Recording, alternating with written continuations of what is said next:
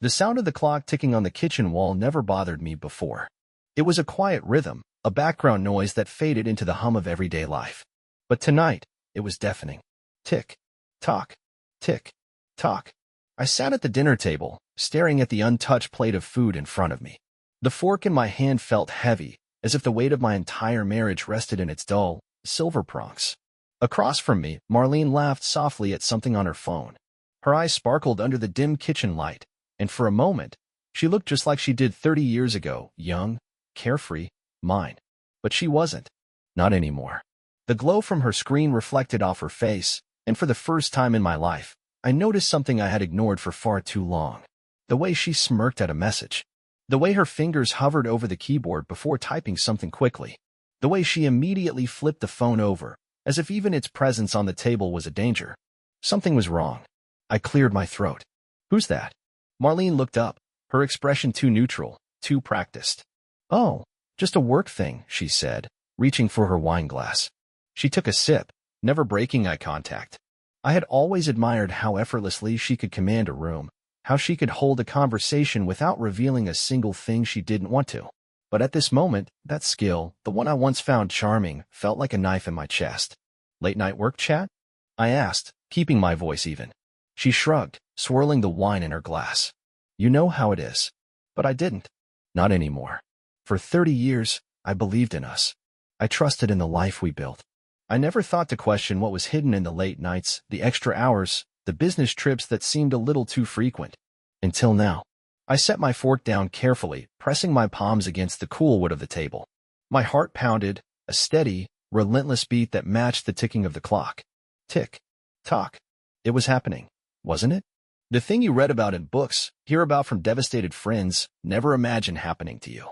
A lie, sitting right in front of me. I swallowed hard. "Hand me your phone." Marlene froze. Just for a split second. A tiny pause, so small, so insignificant that an outsider wouldn't have noticed it. But I did. Because 30 years teaches you a lot about a person. She let out a breathy laugh. "Don't be ridiculous, Elliot." Ridiculous. I felt my fingers curl into a fist on the table. That single word did more damage than she could ever imagine. Because in it, I heard everything, the dismissal, the condescension, the subtle mockery that told me I was a fool for even asking. But I wasn't a fool. Not anymore. The truth was right there, just out of reach. I didn't have to see the messages to know. I already knew. Marlene took another sip of wine, her fingers tapping gently against the glass. Waiting. Testing me. I took a slow breath and pushed my chair back, the wooden legs scraping against the floor. She arched an eyebrow. "Where are you going?" I grabbed my coat from the back of the chair. "To think." And as I walked toward the door, the sound of the clock ticking followed me out. Tick, tock. 30 years together. 30 seconds to end it. The night air hit me like a slap the moment I stepped outside. It was cooler than I expected, the kind of cold that seeps under your skin, settling into your bones. I barely noticed. My thoughts were too loud, a chaotic storm of memories and questions swirling in my mind. How long? How many times? Was it someone I knew? The weight of 30 years of marriage pressed down on me as I stood in the driveway, staring at the darkened street. I felt like a fool. I felt played. But more than anything, I felt empty. I pulled my phone from my pocket, my fingers hovering over the screen. Should I call someone? A friend? My brother? But what would I say? "Hey, I think my wife of 3 decades has been lying to me." The words sounded ridiculous even in my head. Instead, I unlocked my phone and did the one thing I never thought I'd have to do. I opened up her social media. Marlene was careful. She always had been. There were no suspicious posts, no cryptic messages or hidden confessions. Just the usual, the vacation photos, the anniversary posts, the smiling pictures of us at dinner parties. A perfectly curated life. A life I thought was real. But I knew better now. I scrolled mindlessly, looking for something, anything that could tell me what I already knew in my gut. That's when I saw it. A comment, buried beneath dozens of others, under a photo from one of her business trips. Looks like a great time. Wish I could have joined. It was from a name I didn't recognize, Daniel Westcott. The kind of name that sounded vaguely familiar, but I couldn't place where from. The comment wasn't anything special, just a simple, friendly remark. But the moment I saw it, something clicked in my brain. I tapped on his profile. No pictures of a wife or family. No signs of a long-term relationship. Just a man, maybe in his early 50s, with a carefully polished online presence. A man who traveled often. A man who had liked nearly every single one of Marlene's pictures going back years. I exhaled sharply, my grip on the phone tightening. Was this him? Was this the guy? I didn't realize how much time had passed until I heard the front door creak open behind me. I didn't turn around, but I could feel Marlene standing there, watching me. "You're being dramatic," she said finally, her voice clipped. I let out a breathless laugh, shaking my head. "That's what you have to say?" She sighed, stepping closer. "Elliot, come inside. Let's talk." I turned to face her, studying the woman I had loved for most of my life. The woman who had stood beside me through every milestone, every hardship. The woman who was now standing in our doorway, looking at me not with guilt, not with regret, but with annoyance. I had spent 3 decades believing I knew her. But in this moment, she felt like a stranger. I shoved my phone back into my pocket. "Are you going to lie to my face?" Her eyes flickered, just for a second. And there it was again, that hesitation. That tiny pause before she composed herself, before she smoothed over her expression like she had done 1,000 times before. "I don't know what you're talking about," she said evenly. That was the moment something inside me snapped. I wasn't a fool, and I wasn't going to let her treat me like one. I took a step forward, lowering my voice. "Daniel Westcott," I said, watching her face carefully. She didn't react right away, but I saw it. The way her shoulders tensed, the way her breath caught just slightly. "Who?" she asked, feigning confusion. I pulled out my phone again, scrolling to the photo with his comment and holding it up to her face. "This guy," I said, my voice calmer than I felt. "The one who seems to really enjoy your business trip photos. The one who's been liking your pictures for years." Marlene's jaw tightened, and I saw the moment she decided on her next move. "You're being paranoid." The gaslighting. The dismissal. The way she looked at me like I was the one ruining the night. I let out a slow breath, clenching my jaw. "Give me your phone." She crossed her arms. "No." No hesitation this time. No laughter, no playful deflection. Just outright refusal. I nodded, stepping back. That's all I needed to know. And without another word, I walked past her, through the door, and back inside.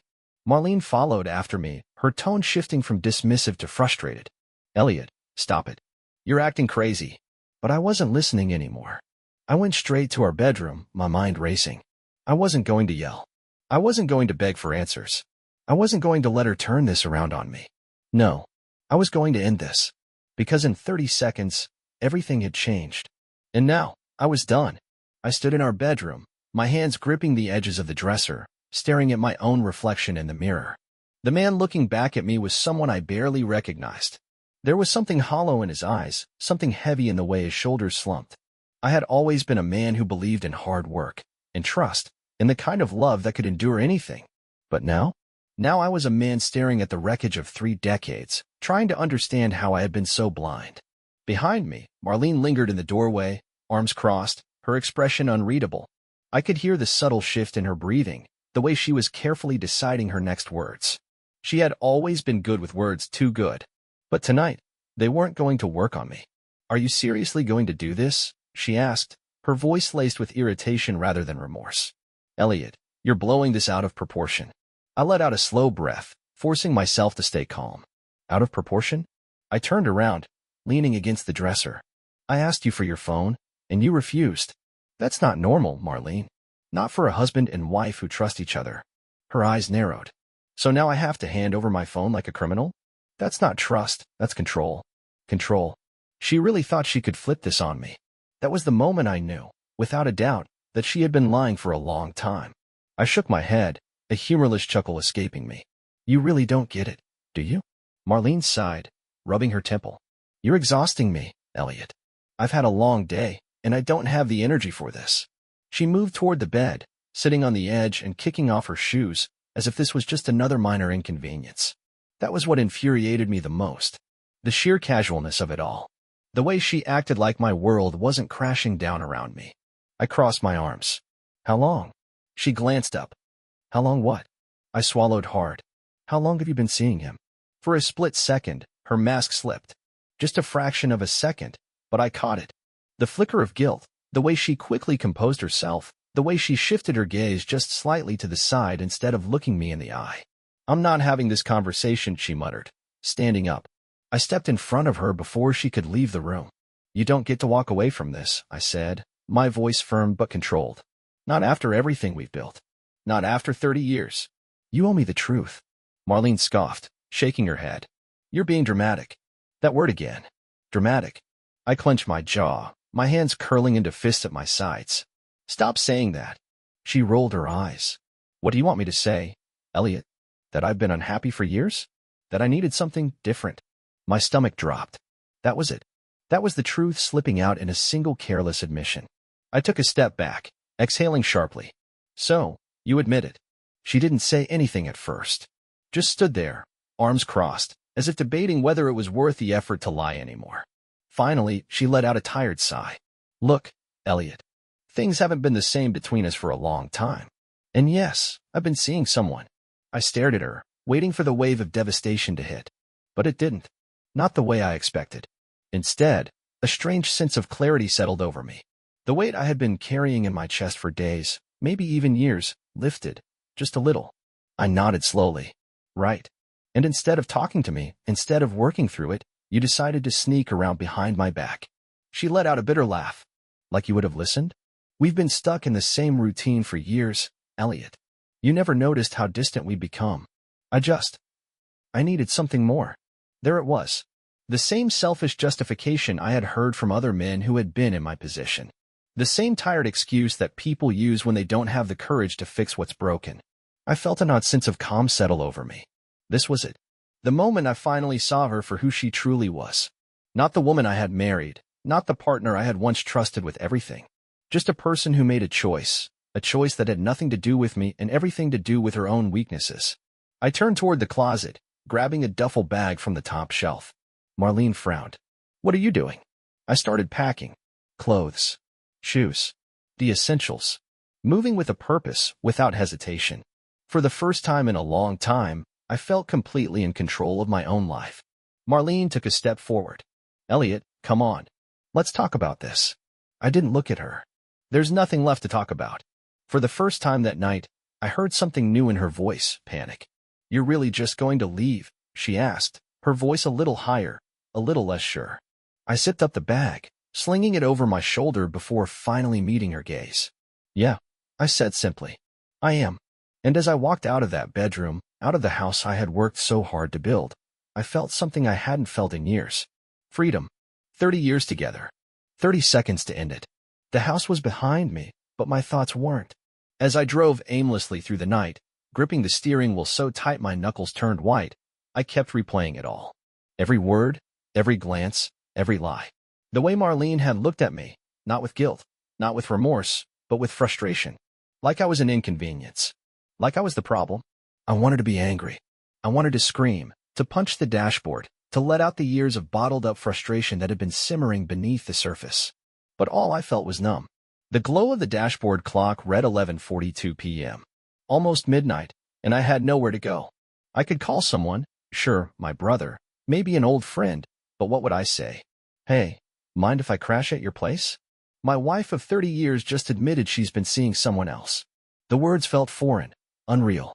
So I just kept driving.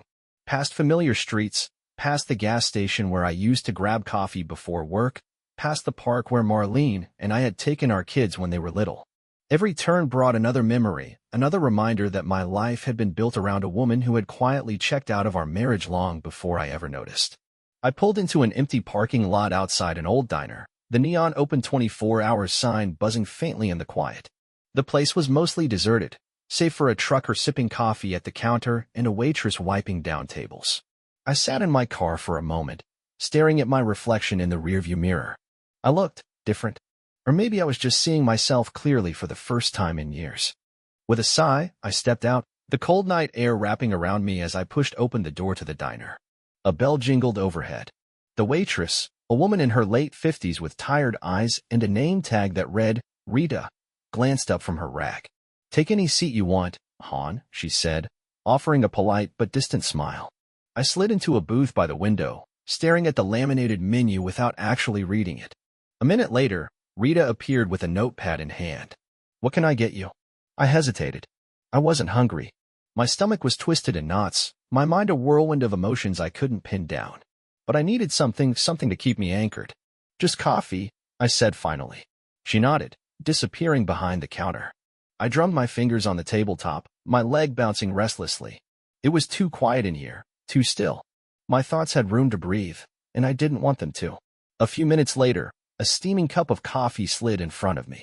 Rita lingered, eyeing me with the kind of knowing look only people who had seen too much life could give. "You look like hell," she said bluntly. I huffed a short laugh. "That obvious?" She shrugged, leaning on the counter. "I've worked the night shift for 20 years. I can tell when a man's carrying something heavy." I stared into my coffee, the dark liquid swirling as I absent-mindedly stirred it. "Yeah," I muttered. "It's been a long night." She didn't push, didn't ask for details. Just nodded like she understood, then walked off to tend to the trucker at the counter. I took a slow sip of coffee, the bitter warmth settling uneasily in my stomach. I had no plan, no roadmap for what came next.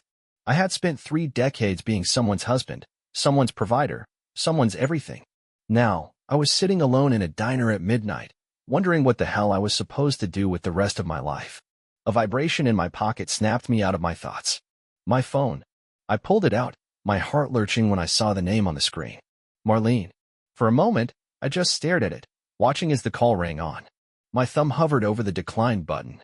What could she possibly have to say now? Apologies? Excuses? Maybe even more gaslighting, some desperate attempt to make this all seem like a misunderstanding. I let the call ring out. A second later, a text popped up. "Marlene, we need to talk. Please don't do this." "Don't do what? Leave? Stand up for myself? Finally see the truth?" I locked my phone and set it face down on the table, exhaling slowly. Rita returned, topping off my coffee without a word. She glanced at my phone, then back at me. "She the reason you look like a man who just lost a fight with a freight train?" I chuckled, shaking my head. "Something like that." She slid a sugar packet across the table. "You want my advice?" I raised an eyebrow. "Do I?" She smirked. "Probably not. But I'll give it anyway." She crossed her arms, leaning against the counter. "Whatever it is she did, whatever she's trying to fix now, it ain't about you. It's about her. You can waste years trying to figure out why people do what they do, but at the end of the day, some folks just ain't who you thought they were." I let her words settle, rolling them over in my mind. Maybe she was right. Maybe I would never understand why Marlene had done this. But did I really need to understand? Or did I just need to let go? I took another sip of coffee, staring out the diner window at the empty road ahead. Maybe for the first time in a long time, I was finally ready to see where it led. The coffee had gone cold, but I was still sitting there, staring at the worn surface of the diner table like it held all the answers I needed. My mind was running in circles, replaying the last few hours like a broken record. Marlene's voice still echoed in my head. "You're being dramatic. You're blowing this out of proportion." I didn't mean for it to happen. I exhaled sharply, rubbing my temples. The worst part wasn't even the betrayal itself. It was the way she had said it, the way she looked at me with more irritation than regret, like I was some inconvenience disrupting her carefully crafted world. 30 years. 30 years. You don't just walk away from that without feeling like a piece of you has been ripped out. But I had walked away. I had walked out that door, thrown a bag in my car, and driven off into the night with no real plan, no destination, just a feeling in my gut that I couldn't stay there a second longer. Now, I was here, in a rundown diner, nursing a cup of coffee I wasn't drinking, surrounded by strangers who didn't know or care that my entire life had just fallen apart. The bell over the door jingled. Another lost soul wandered in, a man in his 50s with tired eyes and a weathered face. He gave me a quick nod as he passed, like he somehow recognized the look in my eyes. Maybe he did. Maybe men like us could see the wreckage in each other. "You gonna sit here all night? Are you figuring things out?" Rita, the waitress, leaned against the counter, arms crossed. I let out a dry chuckle. I don't even know what figuring things out means anymore. She smirked. "Yeah, most men don't until it's too late." Her eyes flicked to my phone, which was still face down on the table. "You gonna call her back?" I stared at it. "We need to talk. Please don't do this." "What's the point?" I muttered. "The point is whether you want closure or not." Closure. I didn't even know if that word meant anything anymore. What kind of closure was there to get? She had made her choice. I had made mine. But still, something inside me ached for one last conversation. I hesitated for a long moment before finally picking up the phone. I tapped the call button. It rang twice before she answered. "Elliot." Her voice was soft, almost relieved. I said nothing. I didn't think you'd call, she admitted after a moment. Neither did I. A pause. Where are you? I ignored the question. You said we need to talk. So talk. Marlene sighed. I don't want things to end like this. I let out a humorless laugh. How exactly did you think things were going to end? She hesitated. I never wanted to hurt you. I gripped the edge of the table, my knuckles turning white. You didn't just hurt me. You shattered everything. Another long silence. Then, so quietly I almost didn't hear it. I didn't mean for it to happen. I shut my eyes. You didn't mean for it to happen? I repeated, my voice sharp. You mean you just tripped and fell into another man's arms? Elliot. No, I cut her off. No more lies. No more half-truths. Tell me the real reason you did it. She didn't answer right away. When she finally spoke, her voice was barely above a whisper. Because I felt invisible. The words hit me like a punch to the gut. I swallowed, forcing myself to stay composed. Invisible. Marlene sighed. We became roommates, Elliot. We stopped seeing each other. We stopped talking. I don't know when it happened, but one day, I woke up and realized that I wasn't me anymore. I was just someone's wife, someone's mother. And then Daniel, she trailed off, as if saying his name out loud made it all more real. He made me feel like I existed again. I clenched my jaw. I wanted to be angry. I wanted to tell her that I had felt invisible too, but I never sought out someone else to remind me I was still breathing. I never betrayed the vows we made. You should have told me, I said finally. If you were unhappy, if you felt like you were losing yourself, you should have told me. We could have fixed it. Her breath hitched. But I didn't want to hear it anymore. I hung up. And just like that, 30 years of my life ended with the press of a button. I stared at the phone in my hand long after I had ended the call. The screen went dark, my reflection staring back at me, tired, hollow-eyed, unrecognizable. It was strange how a simple tap of a finger could feel heavier than anything I had ever done. A waitress passed by with a tray of food for another customer, and the smell of sizzling bacon and fresh toast filled the air. My stomach churned. I hadn't eaten since lunch, but food was the last thing on my mind. Instead, I reached for my coffee, realizing too late that it had gone cold. Refill. I glanced up to see Rita standing over me, the coffee pot in her hand. She studied me for a moment, like she could see every crack in my foundation. I nodded. Yeah, thanks. She poured the dark liquid into my cup, then leaned on the counter. So, how'd it go? I huffed a humorless laugh. I hung up on her. Rita raised an eyebrow. That bad, huh? She gave me the usual excuses. Said she felt invisible, that she lost herself in the marriage, that it just happened. I shook my head. Like that makes it any better. The waitress sighed, sliding into the booth across from me. Let me guess, she made herself the victim? I let out a slow breath. She didn't have to say it outright. It was in the way she talked. Like I was supposed to understand why she did it. Like I was supposed to feel bad that I wasn't giving her what she needed. Rita snorted. Classic. I stared at my coffee, my fingers wrapped around the cup. What's funny is that I get it. I really do. Marriages change. People change. Maybe we did become distant. Maybe we did stop trying. But you don't fix that by lying. You don't fix it by going behind someone's back. Rita tapped her nails on the table thoughtfully. You ever wonder if she was waiting for you to figure it out? I frowned. What do you mean? She shrugged. Some people don't have the guts to leave. They don't want to be the bad guy, so they do something that forces the other person to make the decision for them. I exhaled sharply, considering her words. Was that what Marlene had done? Had she been waiting for me to catch on, to force the confrontation she was too much of a coward to have herself? It made too much sense. I wasted 30 years, I muttered. No, you didn't, Rita said firmly. You loved someone the best way you knew how. That's never a waste. I let her words sink in, feeling a strange mix of relief and sadness settle in my chest. I had spent my entire life thinking that love was about commitment, about staying even when things got tough. But what was the point of holding on when the other person had already let go? The bell over the door jingled again, and I glanced up instinctively. For a split second, my stomach dropped. Marlene. She stood in the doorway, scanning the diner, her eyes landing on me almost immediately. She hesitated, as if debating whether to approach, but then squared her shoulders and walked forward with purpose. I clenched my jaw, my hands balling into fists under the table. I wasn't ready for this. Not yet. Rita noticed my expression and turned her head slightly, her eyes narrowing as she saw Marlene approaching. You want me to handle this? She murmured. I almost said yes. Almost let the tough waitress with a no-nonsense attitude send my wife packing. But this was my fight. No, I muttered. I've got it. Marlene slid into the booth across from me without waiting for an invitation. She looked tired, her hair slightly disheveled like she had been running her fingers through it over and over again. She smelled like the perfume I had bought her for our anniversary last year. I had a feeling you'd be here, she said quietly. I didn't answer. I just took a slow sip of my coffee, waiting.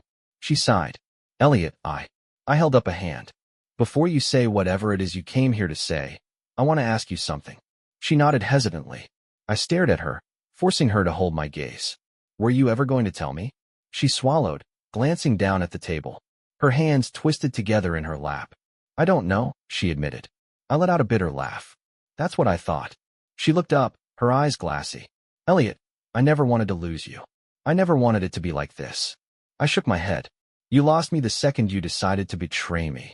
A tear slipped down her cheek, but for the first time, I didn't feel guilty about it. I didn't feel the urge to reach out, to comfort her, to fix it, because it wasn't mine to fix anymore. Marlene sniffled, swiping at her face. What happens now? I leaned back in my seat, exhaling slowly.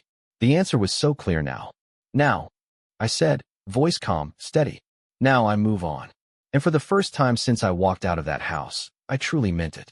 Marlene shifted uncomfortably in the booth, her eyes scanning my face like she was searching for something. Maybe a hint of the man who used to love her unconditionally, the man who would have fought for her no matter what. But that man was gone. She had killed him the moment she chose someone else. She exhaled slowly, hands clasped in front of her on the table. Elliot, I don't know how to make this right. I huffed a laugh, shaking my head. That's because you can't. Her lower lip trembled, but I didn't feel sorry for her. Not anymore. The woman sitting across from me wasn't my wife, at least, not in the way that mattered. She was a stranger wearing my wife's face. She licked her lips, eyes darting away as she spoke. I don't want to throw everything away. 30 years, Elliot. Doesn't that mean something? My fingers curled around my coffee cup, the ceramic warm against my skin. It meant something to me. But clearly, it didn't mean enough to you. She flinched at my words, but I wasn't going to cushion the truth. Not after everything. She took a slow, shaky breath. I don't know how we got here. That was what got me. The sheer audacity of it. I leaned forward, resting my forearms on the table. You don't know how we got here? My voice was calm, but there was an edge to it now, something sharp and cutting. Marlene, let me remind you. You lied. You cheated. You betrayed me. That's how we got here. She swallowed, blinking rapidly. I was lost, Elliot. I made a mistake. A mistake. Like this was just some careless accident. A bad decision she could sweep under the rug. I ran a hand down my face, suddenly exhausted. No, a mistake is leaving the oven on. A mistake is forgetting an anniversary. What you did was a choice. And every time you snuck around, every time you texted him, every time you walked into our house and pretended everything was fine, you made that choice again and again. Tears welled in her eyes. For the first time, she looked scared. I took a deep breath. Why did you follow me here? She wiped at her face, her voice barely above a whisper. Because I don't want to lose you. I stared at her for a long moment, waiting for the words to mean something. But they didn't. I shook my head. You already did. Her breath hitched, and for the first time that night, I saw it hit her. The reality of what she had done, of what she had destroyed. Maybe she had convinced herself that I would fight for her, that I would beg for her to stay, to let me fix this. But I wasn't that man anymore. I wasn't her man anymore. I reached into my pocket and pulled out my wedding ring. 30 years. It had been on my finger for so long it felt like a part of me. But as I stared at it now, it felt foreign, like an artifact from a life that no longer belonged to me. I set it on the table between us. Marlene's eyes widened. Elliot, this is goodbye. My voice was steady, firm. I wouldn't let her manipulate me. Not again. A tear slipped down her cheek. Please don't do this. I stood up, grabbing my coat. You already did. And with that, I walked away, leaving her sitting there, alone, staring at the ring between us. I didn't look back, because some things aren't worth saving. I stepped out of the diner, the cold night air hitting my face like a long overdue wake-up call. The door swung shut behind me with a quiet ding, the sound feeling final, like the closing of a chapter one should have ended a long time ago. For the first time in hours, I took a deep breath. A real one. One that didn't feel heavy, like I was drowning under the weight of what could have been. I had spent my entire adult life being Marlene's husband. For 30 years, my identity had been wrapped around that title, that commitment, that illusion. But now, I was just Elliot. And for the first time, that didn't scare me. I walked toward my car, feeling lighter with every step.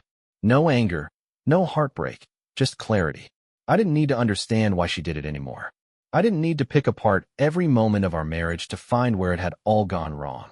She made a choice, and I made mine. As I opened the car door, my phone buzzed in my pocket. Another message from Marlene? I wouldn't have been surprised.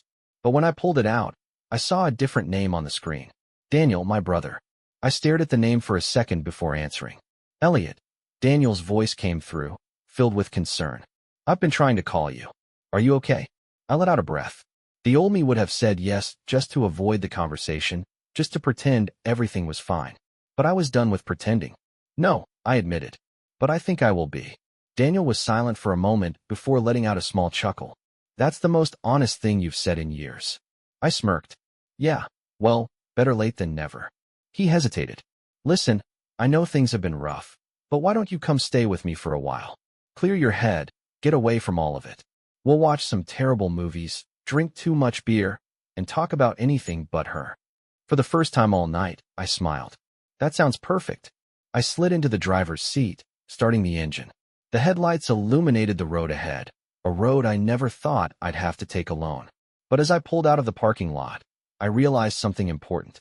I wasn't lost. I was finally free. Marlene had been my past. But my future? That was mine to build. And for the first time in a long time, I was looking forward to it.